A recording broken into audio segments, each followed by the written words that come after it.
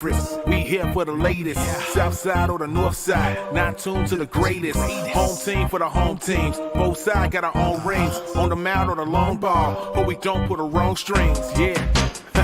It's that time of the year now, Wrigley or guarantee, so the whole league that we here now. New show with a new mood, discussions and interviews, trade rumors that might be. This is Pinwheels and Knife. Yeah. What's up, everybody?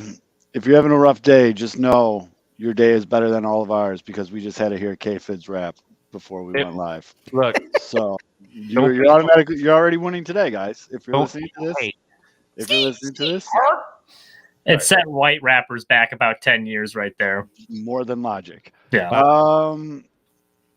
What's up? Hi, that's coming in hot. All right, I think Mac Miller's rolling in his grave. what is the over/under when we get like the first porn link? I don't It's know. usually near the end of the show. Yeah, they usually pop in the middle. Like I think it like sees it, once you hit a like certain amount of viewers, they'll pop in. Although we tweeted and all that fun stuff. Oh, yeah. Oh yeah, well, That was a little bit porno-y. Yeah, he's getting ready for the links. Setting the mood. Love you, baby. All right, you guys ready? Bulls are slow. Yes, with sir. turning the ball over. True. In 3, 2, hold on, I'm looking for the tweet. There it is. 3, 2, 1. What's going on, everybody? It is Thursday, November 17th, and you have found the Pinwheels and Ivy podcast. I am your host, Matt Zawaski, aka Southside Zoe, and with me, as always, Mr. Aldo Soto. Let me be the first to congratulate you on being a Dylan Cease believer. Thank you. Thank you very much. The good Reverend K. Fids. Let me also be the first to congratulate you on having a fantastic head of a Paw Patrol character balloon floating in the background for our podcast, because that is really better than the makeup table. With I'll be honest. spine. With spine. Oh yeah, well it's a Mortal Kombat move, correct? You ripped it out. Yes, I did the finishing move. Yes, and I'll explain that. You in finished just when a you got second. head in the basement. Yeah, It's right I here. We mean, got head in the basement. kind of the Everyone point. Hey, Mitch. That's NASCAR Mitch. It What's doesn't up, always Mitch? happen. Well, I thought it was going to be a slow week, but the White Sox signed a banker. So that's exciting. That is And exciting. you thought the NASCAR championship season's over, there'd be no NASCAR minute. You'd be wrong. We Ooh. got some news. So a little teaser. I'm getting used to this radio / podcast thing. So Look there at we go. you. Oh, Yeah. man, I'm impressed. So, Lots of confidence. definitely stay tuned for the NASCAR Minute with NASCAR Mitch at the end of the show. We're going to talk about where we're at with we haven't even talked about our prediction game. We just kind of started it on Twitter. So we're going to talk about that, some of the parameters, how that came about.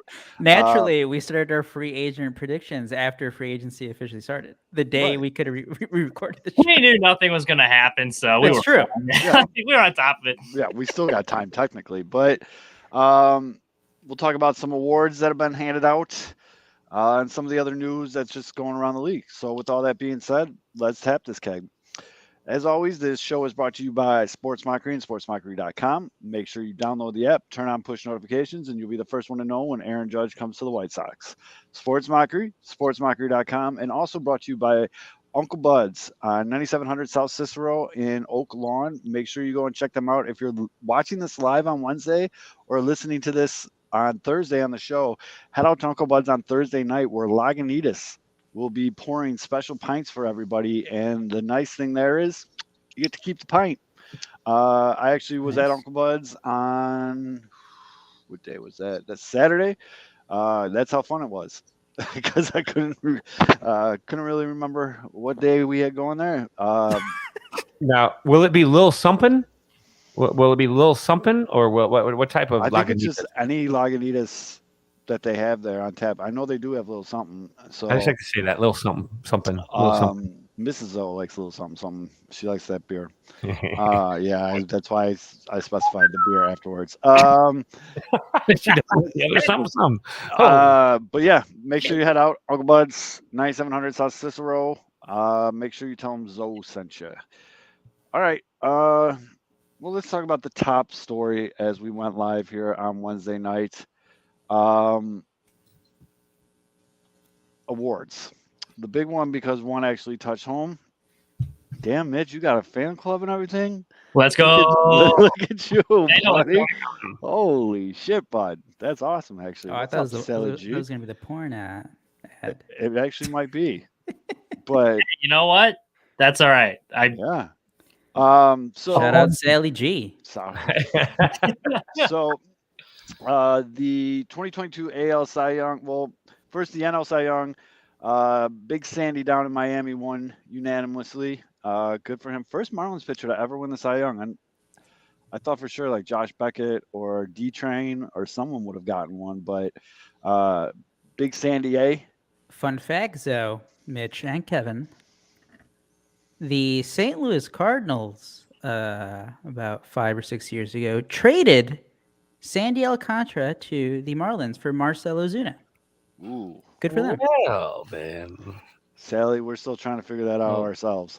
I like this, Sally. You know what? Sally's Let's. all about This Mitch. is just for Sally. Yeah, just There here's you a little, here's a little, There Sally you go. time. That also something you do also in the basement.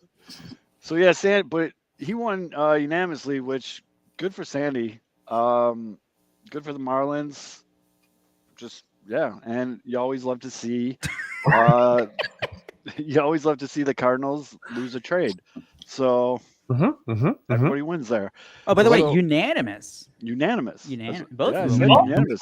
Yeah, so Unanimous. Which Go kind of over- pissed me off. I felt like Cease could have gotten at least one. Did he deserve to win it? No, but I felt like he could have gotten at least one. it was the AL Cy Young turn. So Justin Verlander, the old man, still got a little gas in the tank. He wins the AL Cy Young unanimously. I think this is like it's a very rare occasion where both leagues are unanimous. But the story here for this shoe is Dylan Cease came in second place. As you know, this is a very pro Dylan Cease show, so we're very happy to see that. He got 14 second place votes, 10 third place votes, 5 fourth place votes, and some asshole gave him a fifth place vote. So he totaled 97 points. Obviously, Justin Verlander unanimous, 210 points, but it went Cease, and then the big boy north of the border, Alex Manoah, and then Otani, Framber Reyes, Shane McClellan, Shane Bieber, a couple Yankee assholes, and Kevin Gausman.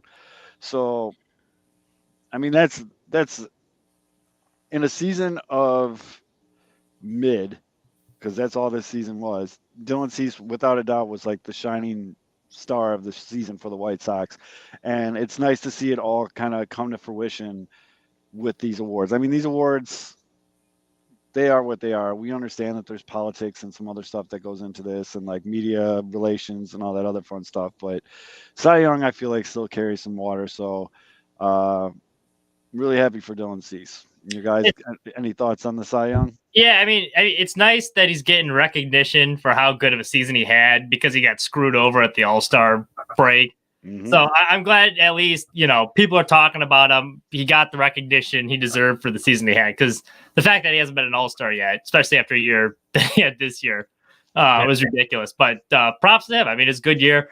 Hopefully he can build off that. And Sox now, 2 years in a row, they got a guy in the finalists with Lance Lynn and Dylan Cease. So the starting rotation, they've been good. So we just got to get the rest of it figured out. And you know what? This is going to residually help him next year for the All-Star game. So I'm sure that he could have a dog shit year and he's going to be an All-Star. So that's how it always seems to work in the cycle. This is kind of like when Arrieta, the same thing happened to Arrieta in 2015. He wasn't an All-Star and he won the Cy Young. Yep. It's just like the way the voting works is just like all weird because like most of the voting gets done like at the end of May and like the first 2 weeks of June. That's fucked. So like once you're a leader, then like it's pretty hard for you to lose a spot. It's like so. Yeah, I mean, we talk about the All-Star voting every year, but and then good for Dylan Cease, well deserved. Top 2 finish. we thought that Dylan might have a chance of winning it when Verlander went down, but you got to give credit where credit's due. Roids. Verlander came back from injury and absolutely finished that season. Roids really strong. So I mean, a lot of guys in their 40s bounce back from major, injuries in the middle of the season and come back better than they were. It's totally natural. It happens all the time. Look, So Kate Upton will disagree with you. Why? You can just Google it, dude. Those pictures are all over the internet. Well, perhaps just having Kate Upton at the house is enough to recover. It could be. It could. By be. the way, it's not even testosterone levels. it's not even this year. Going back to when Verlander was traded, like that was like when the Cubs were like in conversations to All-Star. Yep. Like Justin Verlander was like close to like done in Detroit. He was making $30 million a year. He was like his ERA was getting like well over 4, and then he went to Houston, and then just has had like what now 4 or 5 straight unbelievable years and wins another Cy Young. Well, old people like to move to the equator as they get older, and so he's stuck in Detroit all year. And they get cold weather's hard on the bones. So It's still True. as a AL Central homer with the White Sox. It's still funny when a Detroit fan tries to pipe up, and you're just like, bro, you had Max Scherzer, Justin Verlander, you had all these guys on the Porcello. same team. Porcello. Sanchez was still a stud at Annabelle. that time too. That rotation was I stacked. think that's 4 Cy Young award winners that they had. Your team completely. I've never seen a fuck up. I mean, I have, but that's one of the all-time biggest fuck ups. No doubt. Yeah. Breaking up that. I mean, that was when Detroit. Forget breaking it up. Like they had their opportunities, and they They just could never get over the hump. And that's when the old man was on his way out. So he's like, he gave the GM at the time the Blake checkbook and was like, just go get me whoever. I just want a World Series before I die, Jerry. And he was just like, please, just do it. And remember, Detroit was supposed to be this big, scary team. Just couldn't get it done. I had that lasting image of, I think it was Austin Jackson like flipping over the wall at Fenway. That just like summed up. Yep. Perfect. Yep. Like trying to catch a home run, just flipped over the wall. Cubs legend Austin Jackson. And White Yep. Sox. And, that's right. Damn. Yeah. Good memory. That memory is. Guys, I miss baseball. Yeah, I miss. I had I miss Mitch, baseball when you moment said the that, other I day. like saw that in front of my face. Oh, that absolutely. highlight. Absolutely, with the security guard right there. Yeah. Yeah. Yeah. And then we had the Rookie of the Year awards. No big surprises there. Julio. My boy Julio on the Mariners taking it home. I mean, the kid was just had an unreal year. Yep. It It could have had an even bigger year because remember, like the whole first like 4, 5, 6 weeks though, he was just getting squeezed Yes. just bullshit call after He bullshit. had the slow start. A lot of people jumped off the train after the slow start. Some of us pushed harder, and yeah, I'm a big Julio guy. Now I'm just fucking with you guys. I'm trying to say as many stupid things as possible to get you to giggle. But who was the NL winner? Michael Harris. Yeah, it was the Michael Braves. Harris, right? Michael Harris, the Braves, super shocker. They have good young also had, talent that they Spencer locked up Strider. forever. I didn't realize how hard that guy throws. He's fucking. I mean, I think he got kind of blew up in the playoffs when he pitched, but that dude was fucking nasty. Was it just me? Yeah, maybe it was just me. I thought he kind of flew under the radar. Like no one, Yes. like Julio Rodriguez, everyone knew. Like star, Michael Harris. I think you asked a good percentage of MLB fans, they'd be like, "Who?"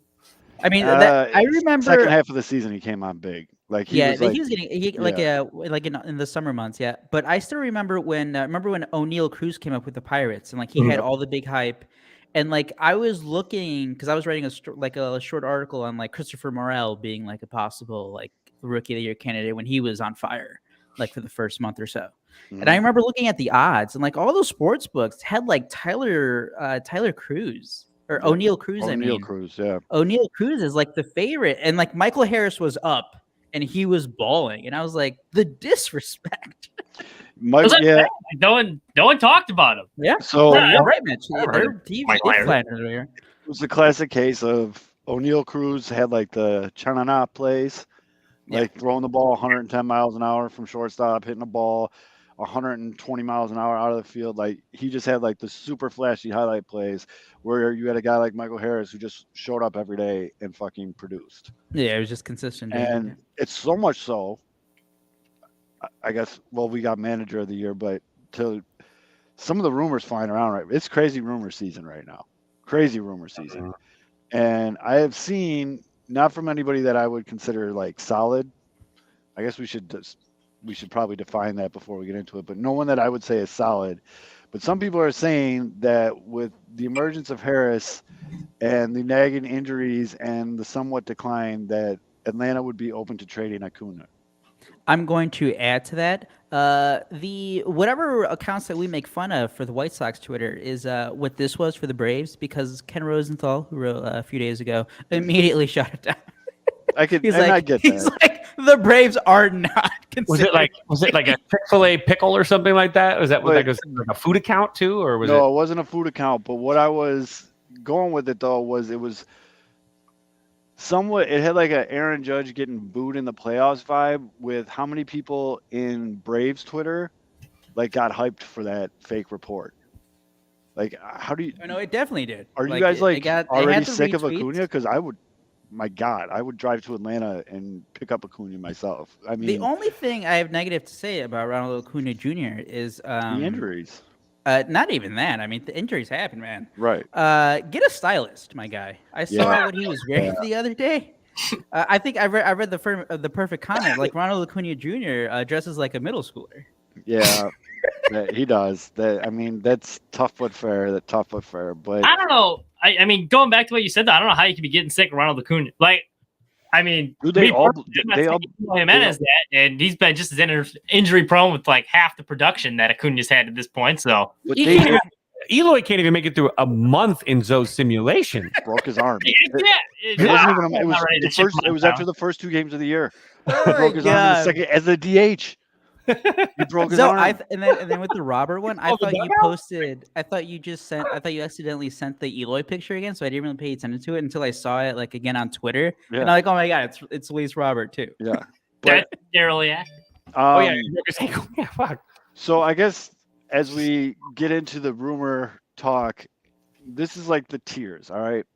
You have your like verified 100% solid guys, and that's your Jeff Passan, Rosenthal, any of that crew. And then you have accounts that you say are solid. Solid are guys that have been right before, that have provided good Pinwheels and Ivy, information.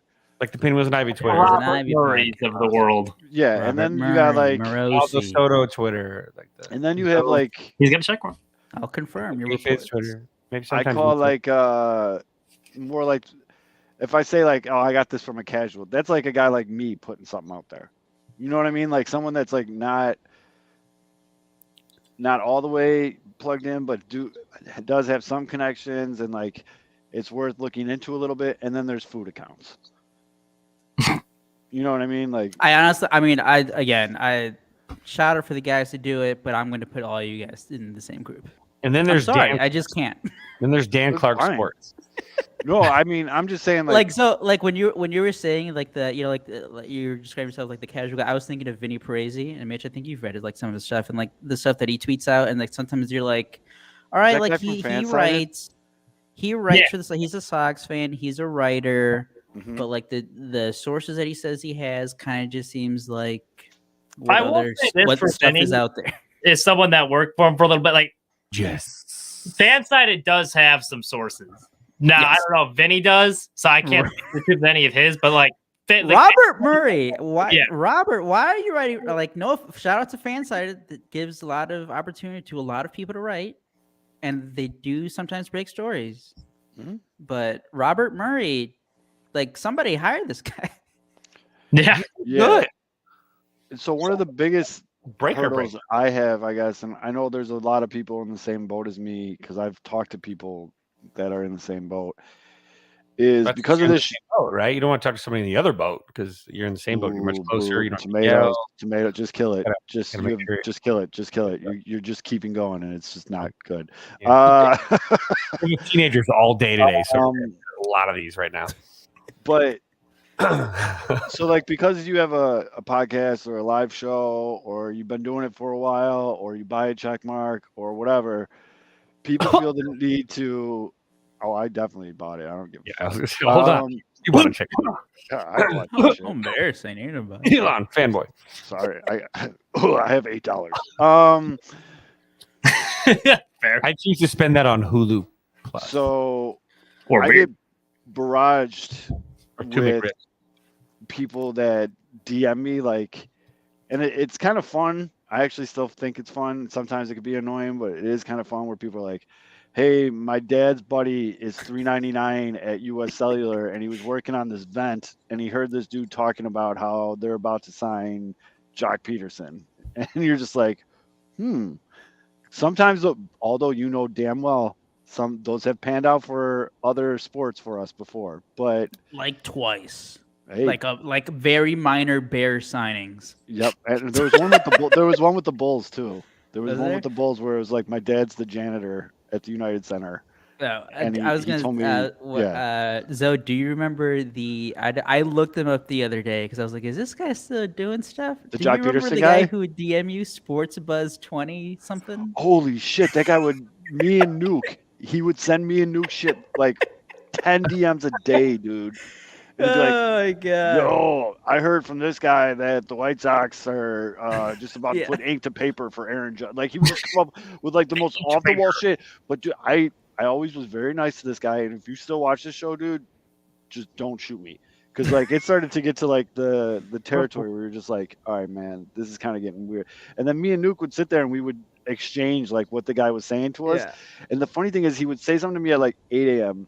and he would say something different to Nuke. But then like at 8 p.m., what he said to me at 8 a.m., he would recycle to Nuke. So like he had us on like flip schedules. And like reminders. It was like, but it was flipped, and it was like it all synced up perfectly. Like the noon ones were always like the exact same, and then it like, it mirrored each other. He's hedging his bets on both sides. It's like I was so curious. I was so curious because like this was back like when Kevin when you were like when you were joining the show back in that 18-19 off season. Yep. And this guy, it was a daily thing. And it wasn't just like tweets. It wasn't like replies that he would reply to Zoe and Nuke. He was like just direct messaging them lighting up the DMs. Entire day. Don't worry, Zoe. I looked up his account the other day. He hasn't been active since like 21. So. Well, I just want to see if I still have any of the DMs. Date, by the way, guys, we're really close there. Where is it at? I have it on my calendar. I think it's either late November or it's like whenever the winter meetings. Yeah, because I remember. I think it's early December. That guy that called the Bryce Harper thing. I'm trying to find. Fuck, I'll find it. But I don't know. If, I might have deleted it out of fear. But I thought this was the anniversary, but no, that's my scheduled colonoscopy. My bad. So I'll go to the next. I was gonna say, so I was getting a little jealous. I'm like, hey, like I want some DMs. I'm gonna ignore them, but you can send them my way too. That's a sign you're a big J journalist right there. You got sources. Maybe they're not accurate, but I mean, you know you've made it. You should have gotten the blue check mark way before I did. I'm waiting for. What year was it? Although I think that one was like 20. It was like winter 20 because it was like the Machado Harper off season, so 2018. It was the Machado Harper off season. Actually, holy shit! I'm sorry to admit this. I actually have to admit this. Our anniversary of my first joining my first appearance on the Pinwheels and Ivy in 2018 is the exact date that I am getting a colonoscopy. Same thing. Absolutely perfect. Wait, Kevin, you have to do a live recording from your colonoscopy. They're like, hey guys, here's my anus. It's great. Cool. It's gonna be a rough day. A rough day. You know, I've actually put it off a few times because there was like you can't eat fiber for a week, and I'm like, look, there's a pizza fest, and they're like, what about this week? I'm like, no, because that's like within 5 days of Thanksgiving. Absolutely not. So now December 6th sounds like it'll work. So but that's funny that it actually happens to be. So while we're celebrating my 4th anniversary, I'll have someone's hand. You know, it's the off season when we're talking about Fid's anus. It'll be celebrated the way that it started, about the same way. Wait, never mind. Hold on. What did I tell you guys? Free agency. We all get hyped for it, and then like not a lot happens for baseball free agency. If I'm being completely honest, I was not hyped. This is like the first offseason. I'm like, the White Sox aren't making any moves. I don't see them making any moves. Why should I be hyped? The banker, though. The banker. Mets fans open their new toys, and we get nothing. Baseball free agency is the definition of hurry up and wait. Yeah. Guys, I know that it's like that Charlie Brown like clip when they're all trick or treating. It's like, I got a chocolate bar, like I got a candy, I got gum, I got a rock. Like that's like being a White Sox. We got a banker. Everyone's getting a new outfielder, new pitcher. We got a rock. A rock. The rock is the banker. Yeah, that's a cool story though. I don't know if you like heard about the guy's like journey to the big leagues, but it's kind of insane. His name's Nate Fisher. He got released from Seattle. Went back to Omaha where he was from. He played at the University of Nebraska for 4 years. Shout out Lincoln. That's where my brother goes to school. But yeah, he was like a banker at Omaha, at the First National Bank of Omaha. Then Seattle re-signed him, had a good year, got the attention of the Mets, played in the minor leagues, got called up to AAA, got one appearance in the big leagues. He threw an inning against the Phillies that was scoreless. There was a rain delay. They threw him back out there because they needed him to eat innings, threw 2 more scoreless innings. Then they sent him back down and later released him. And I guess it was enough for the Sox to pick him back up. But like, Oh. kind of been on an insane career. Insane. Fellas, we got some breaking moves. It's not really. Don't get excited. It's not like a free agent. or So I anything. have Twitter up just for this reason. So do I, and that's. But I want to get your guys' opinion on it. God damn it, I like them. I don't want to like them, but I like them. So the Twins are getting new uniforms apparently next year, Whoa. Okay. Oh, I did see that they were going to announce them. and it's been released. Ooh, put them Now on they go screen. back Put them on to screen. Right? I'm working on it. I'm working on Let's it. see. Let's see. Actually, I'm gonna wait. I want to be surprised. I'll wait too, I yeah. want to be surprised. Yeah. I I, always like the Kirby Puckett style uniforms of like the early yes, 90s. I do Mostly too. cut by it. Kirby Puckett went to Bradley. God That's where I damn went it. to school, but I hate the fact that I like these. Buy yourself a Jose Nope. Abreu Twins jersey. Apparently, according to my simulation, they're signing Aaron Judge. Twins? So, yes. In my simulation, they won the 2022 World Series. He went to the Twins. He went to the Rangers, and he went to what was the last one? Fuck. Twins, Rangers, Giants. Oh, KC. Oh. Wow. Which that was. Aaron I was literally sitting in my basement by myself doing these sims, and I just wait, started. who went to KC? Aaron Judge. Oh, no, in his the MLB The Show. Yeah, simulation. I got that part. All right, Aaron- here you go. Here you go. Ready? Aaron Judge. Here, supposedly these are the Twins' new uniforms. Ah, I don't hate them. I mean, they're all right. Oh. The white ones are pretty sharp. Well, I like I- the I like the high side. I like the like home 'em. whites. Yeah. They're clean. They're simple. I like them. The white ones are sharp. Is that an orange? What is that? No, That's it's red. they got that red. It's like a red with an orange tint. That's always been their color. I like them though. That I like sucks. the home ones full-time better. uniforms, those like alternate ones. They Did we just said- get a? Did we just get a DM from the Matt Anuko? Uh-oh. Check the DMs on the pinwheels, and I thought that was you. I'm like, why are you? And then he said, "You all verified and shit on Twitter now. You bros with the intern has Hey, called you." Dick. I'm doing a live show. Yeah. Although said yes. That's fair. Fucking nuke. But yeah, back to these And that was uniforms. Nuke. I like them. I like them. I hate that I like them. I would never buy it, but I like them. I'd rate it a good 7.5 out of 10. See, Joel, I like them because they're simplistic. Yes. Yeah, there's like the Bears' old white uniforms. I like the all white with the orange stripe. Yes. They're simple and clean. That's kind of like those. Speaking of which, keep talking amongst yourselves. I got to find another picture because I want to discuss this since it's off-season podcasting and we can talk about whatever the fuck we want. Urlacher sacking Mike Levick out in Atlanta in those all white uniforms. Those were sick. Those are sharp. Those were sick. Why? What? Stop. I still, What are I you like looking those for? uniforms too. The all white Penn State uniforms are so pretentious. They don't even No, have. Like, I want to get. on the I want to side. get. I love wanna the get- Saturday night specials. Those are always like a personal favorite of mine, and I'm glad the Phillies brought it back. But those Saturday night special unis, This is I another. miss the This old is a. Cubs This is a had with the red perfect. Bills. This is a perfect off-season podcasting topic. So I want to bring this up, but I gotta. As far as Cubs jerseys go, I like the ones that don't have buttons. The vest, pullover yeah, ones with the pullovers with the blue with the red and white collar with the Cubs Sandbergs. logo. Yeah, the Sandbergs. you're talking about the '80s, like the late '80s. Yeah. Yep. The Those are shrimp. sweet. Those are I sweet. think it's just because when my grandma, God rest her soul, was a diehard White Sox fan. Literally had a card that Wrigley Field or that the Cubs gave her that said diehard White Sox fan. But I'm a huge fan of the Cubs jerseys and uniforms they wore at the Field of Dreams game this year. Those are she was also Those are nice. she was also the reason I got into baseball was because Grandpa she would send me box scores and circle things and be like, watch this and like all this shit. But so I would always have to watch Cubs games with her when I went to her house in Moline, Illinois.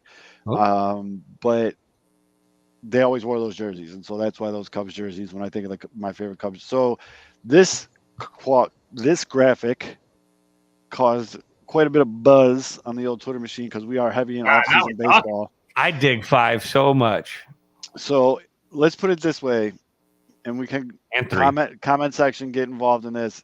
Sure. If the White Sox called you right now and said, we're changing our Sunday alternate home jerseys, we're getting rid of the Batterman ones, you have to pick one of these ones to be the new Sundays. Which one are you picking? Mitch, you're the young gun, so I want to hear the Utes. I'm going. Well, first off, I like the Sunday ones. I do too. But if I had to change them, though, I'm going number 5, the powder blues. Powder blues are cool. I think all these teams that wear the powder blues look really sharp. The Dick Allen throwbacks. I just picture him with the 1970s with the Southside Hitmen. That's what we need. We need some more home runs. That's kind of the same era, so that's what I'm going with. Powder blues, number 5. All right, Aldo.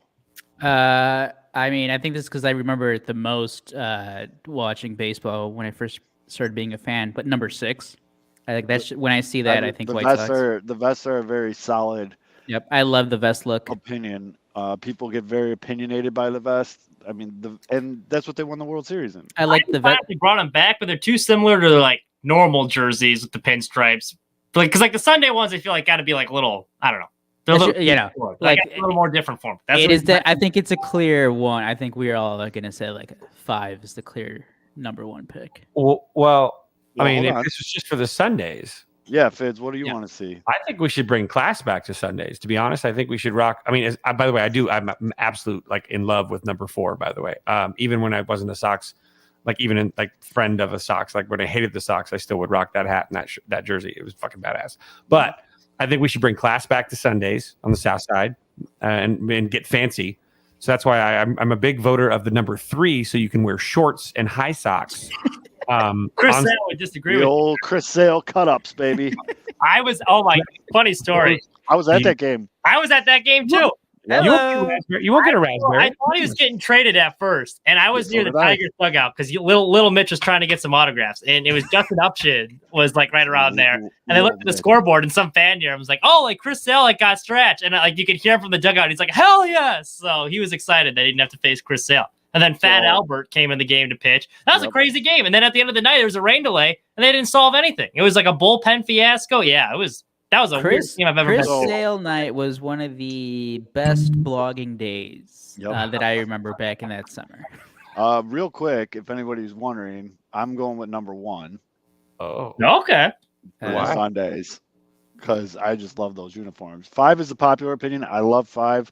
6, the vest. They won the World Series in the vest. Love the vest. I love the Batman logo. That's my favorite logo of all time. So I'm good with the 8 staying there. But for this game, I'm going number 1. I like that. I mean, they only wore them for 3 years. Those need to get way more shine than 3 years. There's really not a bad one besides the collared ones.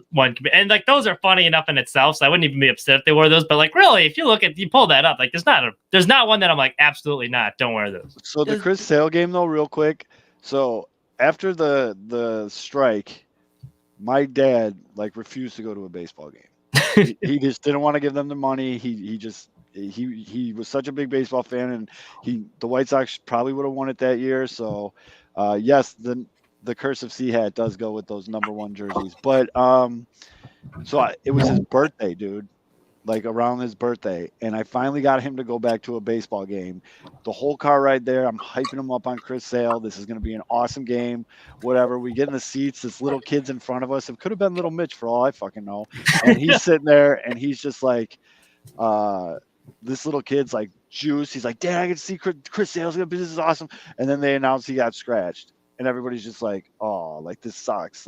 My dad was so pissed. And then, although because it was such a good blogging day, I get on my phone and right away I see what happened, and I showed it to my dad. We left in the 4th inning because he was so pissed. That's funny. I still got my jersey from that day. They got 3 handouts.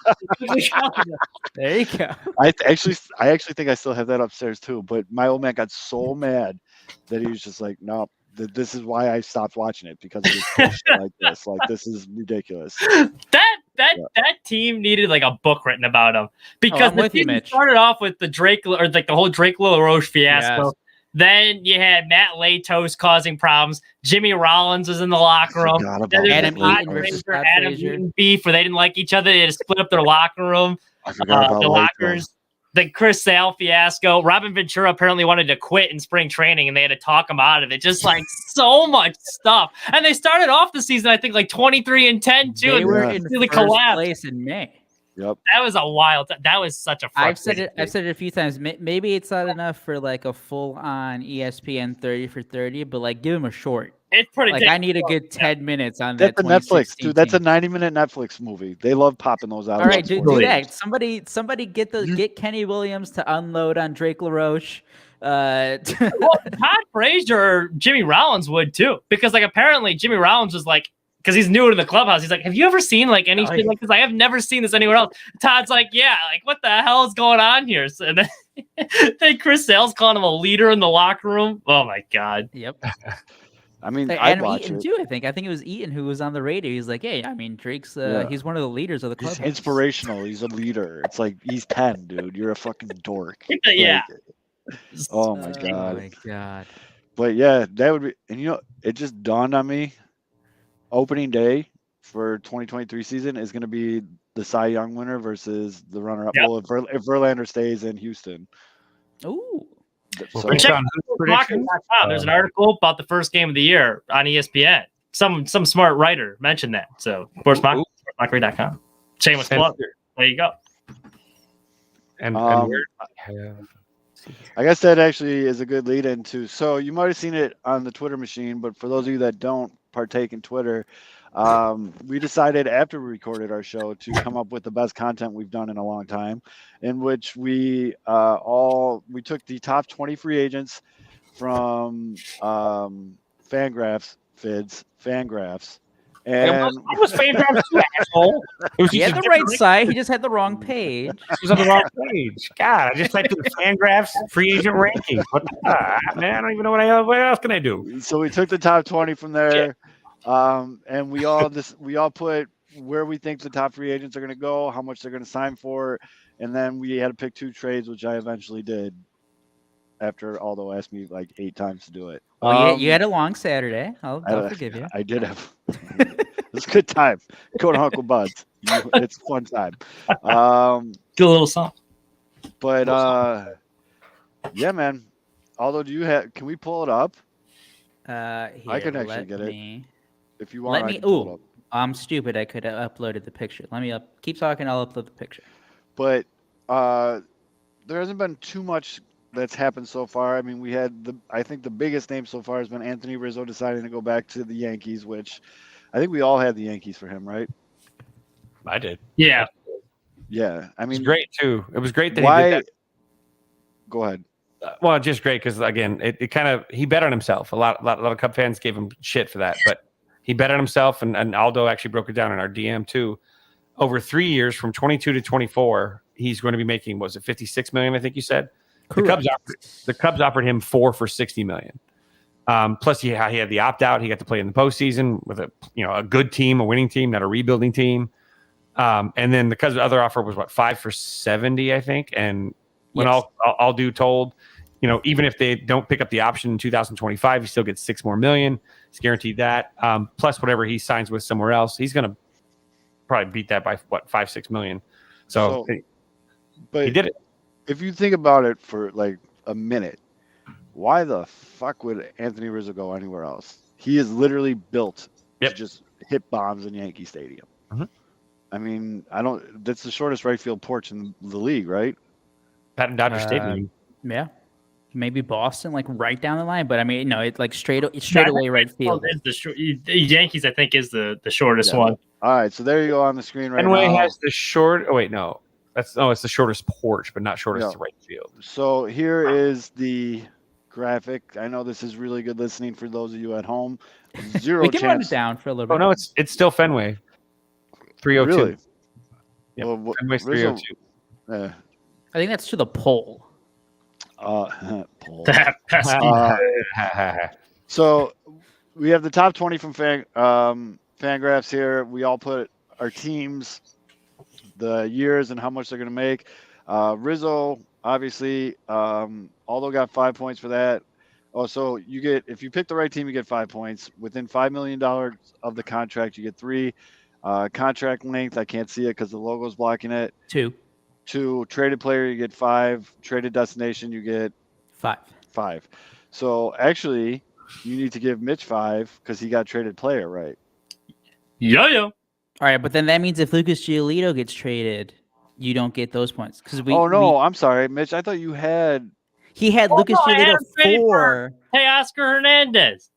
But then, all right, I'll give you Oscar, but then you can't have Lucas Giolito because we all of us only picked 2 players. Yeah. I thought you meant like you have to include I gave you the players for the Sean Murphy trade too. I gave you prospects. I thought that's what you wanted. Really pushing it. Really pushing it. I mean, you don't have to give me either of them. I'm just saying, like, when you said like 2 players traded, like I thought you meant like you have to include who's getting traded for both sides. I mean, I'll give you the Oscar one because he did get traded, but I have to take off Giolito now. That's fine. I think that's fair. Can I keep Sean Murphy then at least? You can keep Sean Murphy. I'll keep them both. I'll keep those. I'll keep traded. That's all right. But yeah, that's fine. That's fair. I'll update the log. that works. Wait. It's within the spirit of the rules. Yeah. There we go. That's democracy in action right there.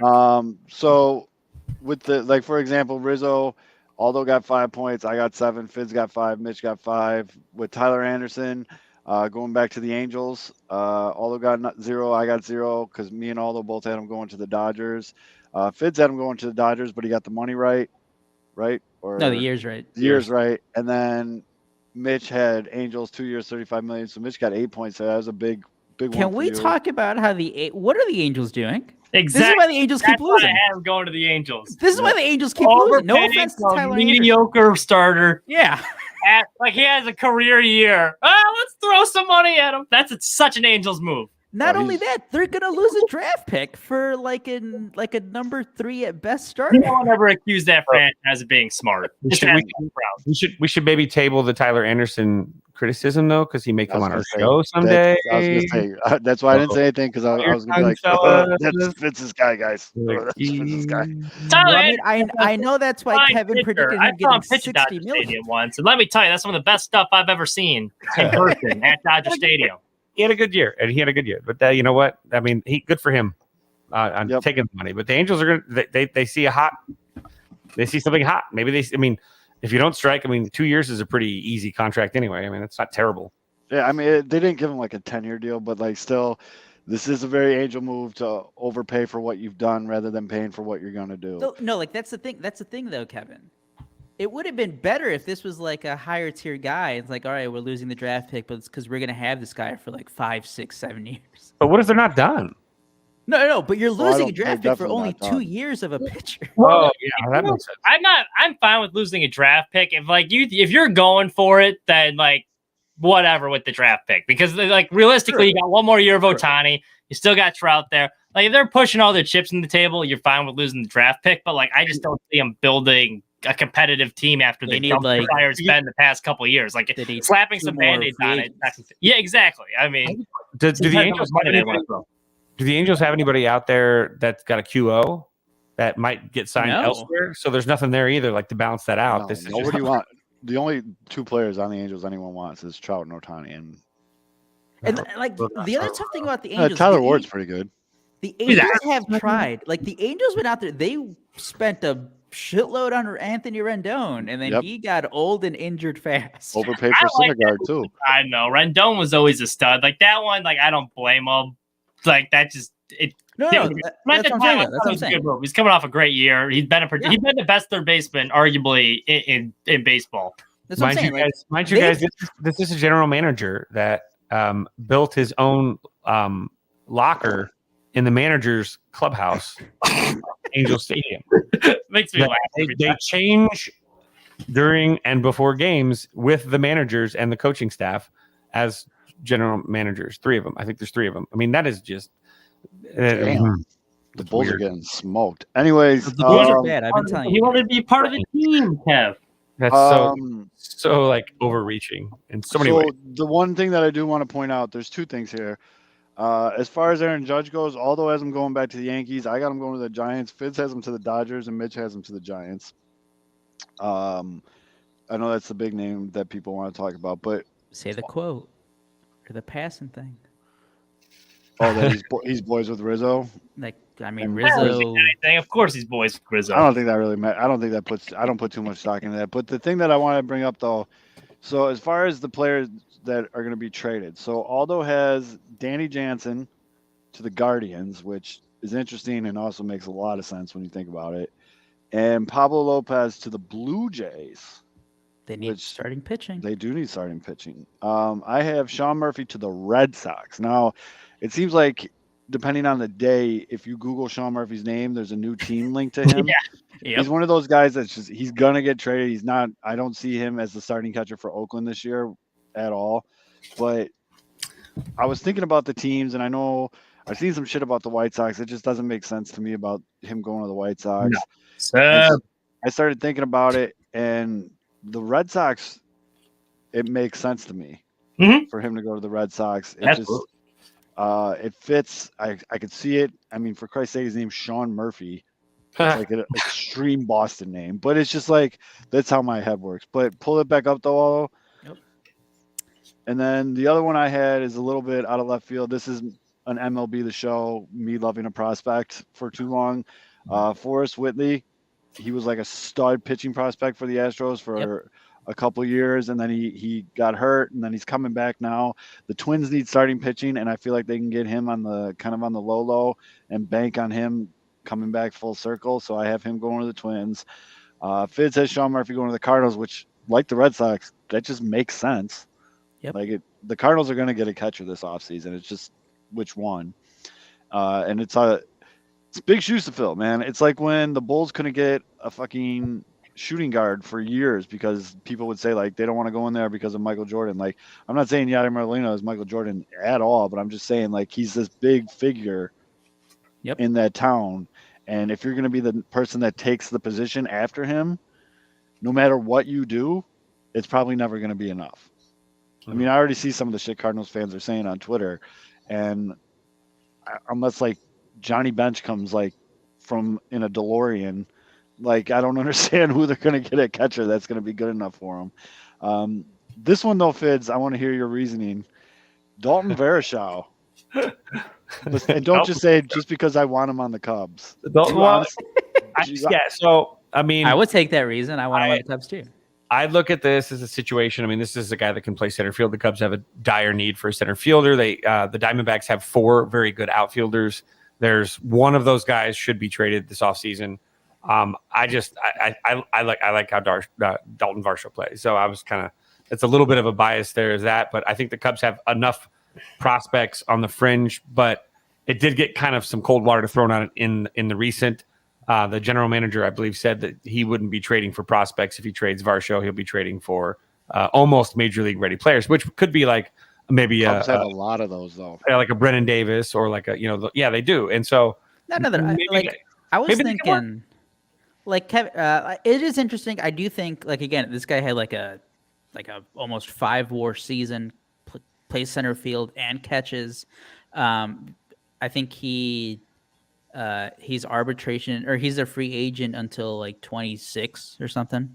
So he's going to be fairly cheap for the next few years.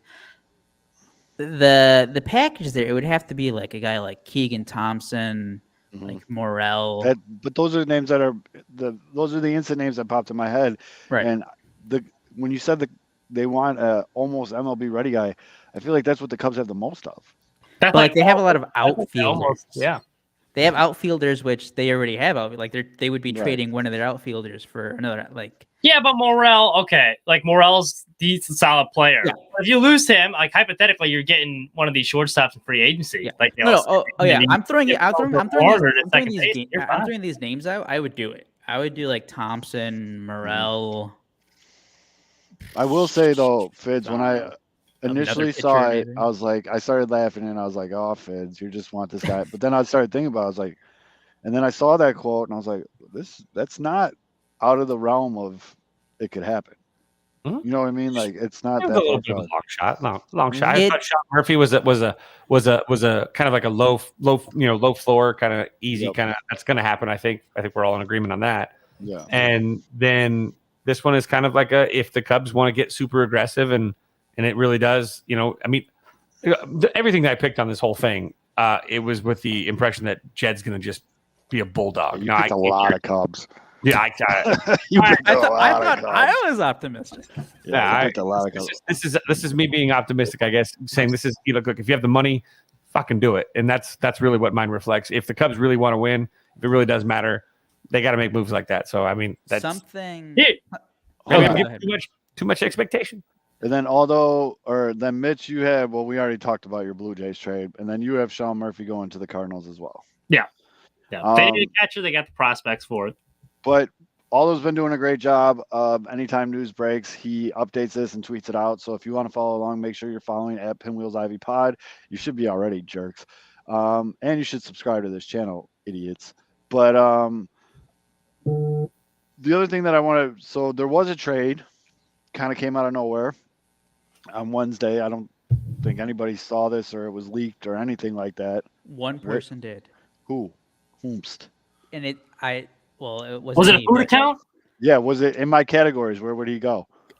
Real guy, Kylie Okay. McDaniel, in that article, that ESPN, their top 50 free agent list. Mhm. Kylie McDaniel at the bottom randomly he listed like 10 guys who he thought would be potential non-tender candidates because of how much money they would make. And out of nowhere, he listed Teoscar Hernandez, who's going to make like around 14, 15 million. And like that got picked up by like Blue Jays fans last week. And they were like, what the fuck is this? Why would the Blue Jays get rid of him? And then like it started growing. And I threw it out there like Thursday night or something. I'm like, the Cubs should probably try to trade for Teoscar Hernandez. What was the guy's name? Him in my simulation going to the White Sox because like they need pitching help. That was like clearly the weak spot. They got a lot of Kylie McDaniel. So it made so much like sense. Like I thought it would be more starting pitching, and Lucas Giolito for the White Sox is the name that popped in my mind. And I guess they said both. Did they ever release the names? I saw his bullpen arm. It but was, It was Eric Swanson and Adam Meko. So I will say though that but it makes sense. Passan tweeted out Eric Swanson's baseball savant, and it's all red except for fastball velocity. No, he was very good. Literally every one of them's red. So I mean, Toronto, you got to start building somewhere. A good trade hurts both sides. You know what I mean? Seattle has the luxury. They got a pretty stacked pen, so this doesn't hurt them as much. That's the thing. Although, say it one more time. Who was the guy that broke it? Well, he didn't break it. He was kind of like the guy who just threw out the name that he could be like on the move. Kylie McDaniel. Kylie McDaniel? Blast. Yeah. Okay. I threw out Pedro formerly Griffin. I feel like I Fangraphs. could be on the tier there. What was I gonna say? I was gonna ask you guys because I think it was John Morosi then tweeted out was like, well, now the Blue Jays are going to be interested in Brandon Nimmo because they want a left-handed bat in the outfield. Literally, as you said that, Brian put this in the comments. They have one lefty bat on the roster, and it's Biggio. I bet they go after Conforto or Nimmo. So yeah, I think we all would make picked more sense for them. I think three of us picked Benintendi to them, but like Nimmo would be a lot better. Yep. Oh, and then, no doubt. Not even close. I had him going there too. Nimmo, we have Mariners, Rockies, Mariners. I have to change that. I think Mitch, the Blue you Jays put are... What is this fuckery, Mitch? What? You put Mariners Sox. No. Get rid of the Sox. I was Mariners. That's a typo. That's a typo. Oh, that is a typo. That's a typo. The Sox, it's Mariners. It's Mariners. I'm on to your fuckery, boy. You're You're fucking I have to show everyone that Mitch's original pitch was the Sox. All shenanigans. That was Trade now. We've got issues here. I don't know. This is a very good outfield. Nimmo in center field, Springer in right field. Yeah, that's a very good outfield. Tight. The Blue Jays are pretty good at getting their guys. You know what I mean? We saw with Springer. Like they're one of those teams that tend to get their guys. Now, one of the things though, is it a Yuri Garcia and Oscar Colas type corner outfield? That's really the question you got to ask yourself. If you want to compete with big boys in the American League. You know what, Mitch? It's not even in the same ballpark. So Which way you want to take that? It's up to you. But how did you and I both come up with 5 years, 110 million? Like on the nose, we had the same exact to the Rockies to this blindly. because we talk to each other every fucking day, Fitz. I think that number's been out there too. Yeah, probably subliminally. In the subconscious. Subconscious, there you go. You did post your picks in the chat too before sending them to Old. But this is what I wanted to get to on the show tonight. The actual one talking point I really wanted to bring up. With that deal being done, with Seattle getting an all-star outfielder for the cost of a good established bullpen arm and then like a minor league kind of up-and-comer guy, the White Sox have a good established bullpen guy that I wouldn't mind seeing getting traded in Liam Hendricks. And I'm sure they could figure out one of these minor league arms to sweeten the deal. Does this make you guys more optimistic that the White Sox might actually be able to make a trade for a decent outfielder? No. I know you're stop being pessimistic fan right now. Realistically. It depends on the team. I've seen how they operate. No. Okay, fair enough. Rick Hahn loves bullpen arms. He's not going to get rid of his best bullpen arm for a reasonable outfield trade. Then we saw how it worked out last year with AJ Pollock and Craig Kimbrell. So what makes you think it's going to work out this year? Brian's right. It was all about the money for the Blue Jays. Right. The Swanson a comp for Swanson more likely would be Raylo rather than Hendricks. But I mean, you got to think. I'm seeing these relievers sign these what I think are ridiculous contracts so far. I mean, Edward Diaz, okay, you earned your money there, but like some of these other numbers get Jimmy Trumpet earned his money. That built that hype train. Without Jimmy Trumpet, do you think he gets paid that much? No. Probably. He was pretty fucking good, but pretty good, man. But what I'm saying though is like Liam Hendricks' contract is starting to look really, really sexy compared to what's out there. How old is Liam? 32. Like I told you, though, it depends on the team. It depends like what the team wants to take on. Right. If the team doesn't mind taking on money, then yeah. But if they're looking to shed money because I'm sorry, no, Liam will be 34 this year in the 2023 season. I'll say this, and I am not opposed. Would I be upset if Liam Hendricks is closing for us next year? No, no, not at all. But now would be the time if you're going to trade him. Now is the time to trade him. Coming off another All-Star season, you got the arm issues that were kind of lingering around, so you don't know how that's going to go. 34 years old, usually relievers aren't getting better, at that point. So now would be the time to trade him if you want to sell high. All I'll say about trading your closer, who was still really good in 2022, is Kevin. Do you remember in 2019 when the Cubs didn't have a closer all year long? You remember how miserable that got? And then they signed Craig Kimbrell in June, and then he was trying to get healthy and ramped up, and he was just never right. And then the Cubs missed the playoffs by 5 games because they still had a good team but no closer. And in today's MLB, what's usually the most important thing in the playoffs is having a good relief corps. But do you have an option? I mean, maybe you got a Garrett Crochet that's ready to be that guy, or maybe you got a Raylo, or who is it? I think they can do it. I really do. I think they can move on.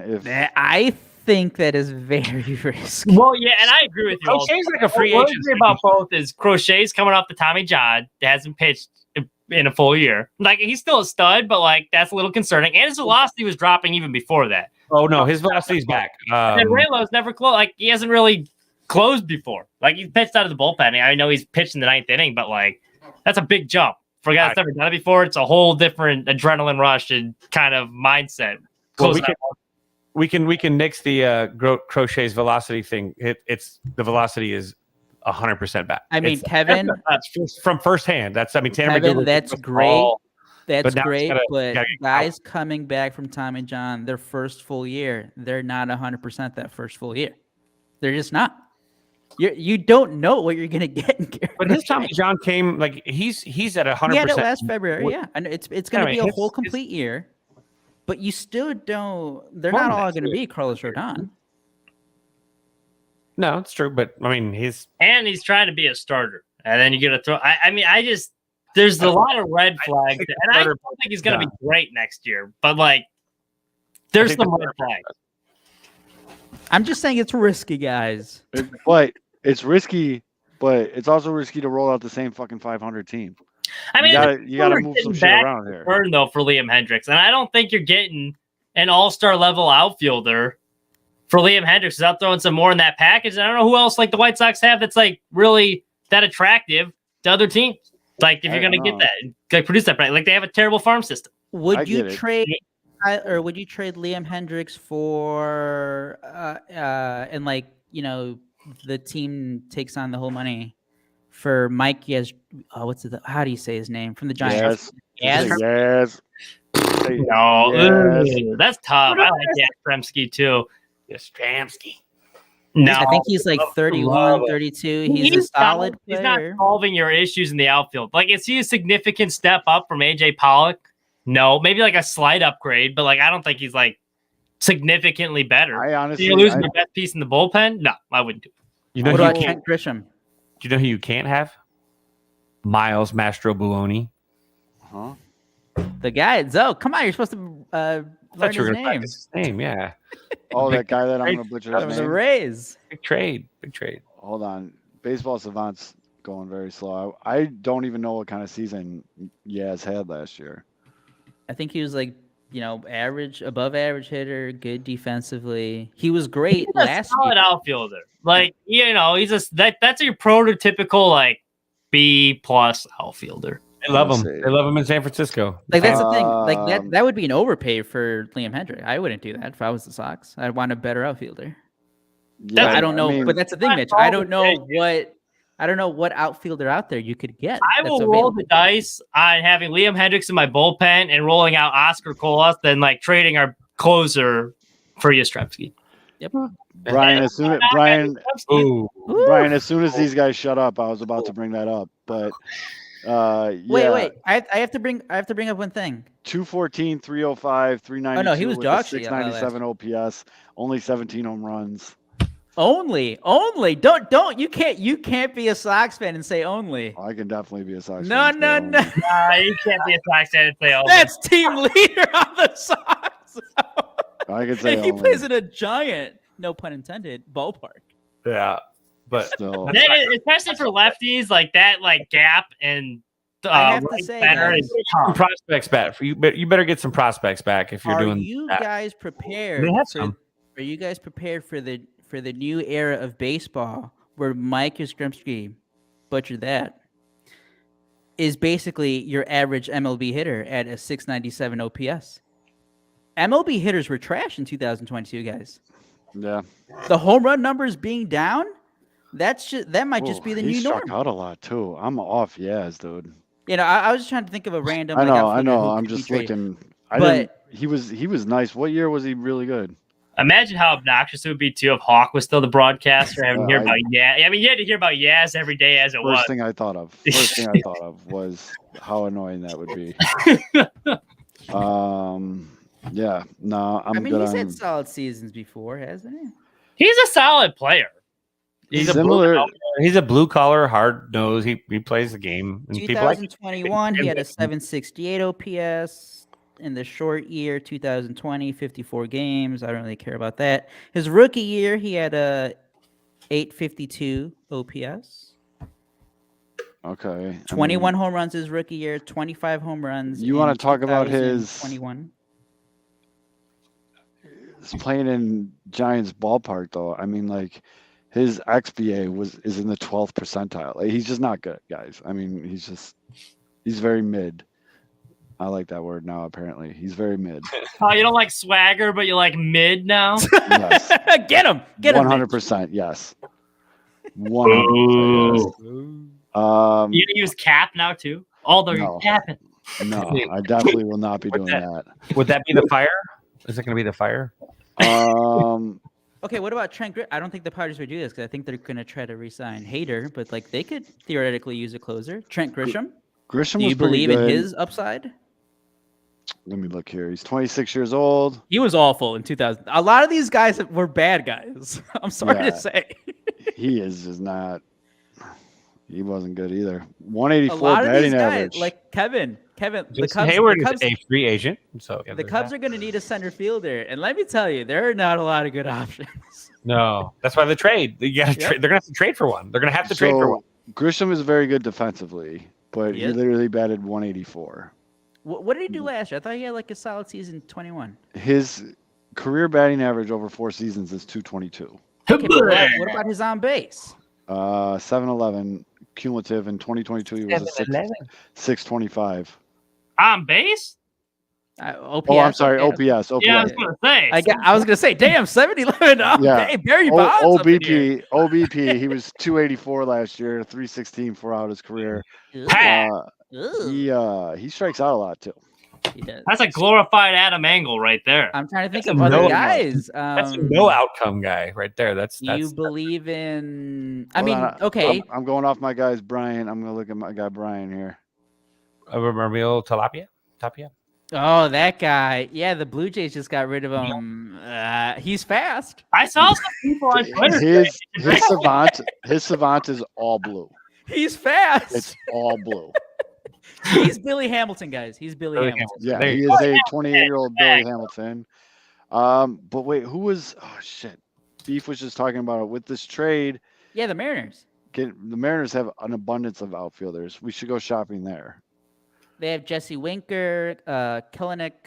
No, Kyle Lewis is still there. Kyle Lewis. That's the one that Beef was bringing up. Let me see what Kyle Lewis Lewis. just disappeared last year. Went to AAA Tacoma. Yep. Ugh. 27 years old. He had 56 at bats last year. Pass. Hit 3 home runs and 56 at bats. That is not a good ratio, though. That is not a good ratio. Or is it? Maybe it is. Yeah, it's not. Somebody do math, Kevin. This conversation right now is why it's more exciting to be a Cubs fan this offseason than it is to be a White Sox fan. Yep. Like, think about it. Like, we could get George Springer. And we're like, well, we could get this guy that had 3 home runs and 56 at bat. Maybe there's some upside there. He's cheap. Yeah, but with Cub fans, it's like we're sitting here like waiting to see if the volcano actually erupts this year, or if it's like, shit, it's not erupting yet. Right, Yeah. Kevin? Like last week, it was Abreu. They're after Abreu. They've talked to other shortstops. Seiya Suzuki's recruiting. They didn't Senga. talk to the shortstops. They talk to their agents. Like, And yeah, now, they're going to talk to their agents. and now there's just been nothing. Yeah. Well, okay, serious question for all three of you. Because, me and you were in this position during, the Harper Machado offseason. Would you rather be in the position we're in the running for all these big names, getting set up to be disappointed, or be in the position we are now where we kind of know that nothing's going to happen? So I'm all in, Mitch. I am all in. And Mitch, the thing is the way this has to unfold for the Cubs to land any of those big name bats is they have to make peripheral moves first, because those guys don't want to come play for a rebuilding organization that's not trying to win just yet. So the Cubs will have to make signings that reverb with the other players down the line. So, I mean, you have to see some moves by the Cubs before you're going to see the Correa, Turner, those guys. That's why I think Abreu always felt like it was something that would probably happen faster, because I think Abreu wants continuity and consistency in his life in general. And the faster he could stay in Chicago might be better for him. So that I figured might happen a little sooner. But once there's a lot of dominoes that the Cubs have to have fall for them before they're going to even be in the running for any of those guys. I don't think Correa and those guys are signing until they see the Cubs show they mean business. I don't think they're coming to the Cubs to just sit on a 500 team. They want to win now. And to answer your question, Mitch, I'd rather be where we're at now, where if something happens, I'm pleasantly surprised, because I can't do another off season like the Machado Harper one. Yeah, that was brutal. I can't do it. I don't have the fucking energy to do You that guys again. We had Wellington Castillo that year too, and I remember at Sox Fest, they're like, "Yeah, he's good friends with Machado," and everyone that was going up to talk. It's like, "Hey, have you FaceTime Machado? Have you talked to him?" He's like, "Oh yeah, we're doing our best." And everyone's like, "Oh, we're gonna get him." And then the glove came out. It's like, "Oh, we're gonna get him," Yep. and we didn't get him. Dude, the fucking glove. I hated and loved those 3 days on Twitter. That was sickening. The marquee at the United Center was next level. The Sox, they did have the quick Yasmani Grandal and Dallas Keuchel off season. Yeah, that's why I was really hoping for one of those this year. Yeah, sign someone right away. So you guys can do it. Give Brandon Nimmo. Pony up. A couple weeks of content, and then whatever. If you need to disappear. But I'd rather be here where it's I know it's depressing talking about holy shit, if we can get Mitch Haniger, that'd be a huge W. But That would be an upgrade. They would. I mean, it would definitely be an upgrade.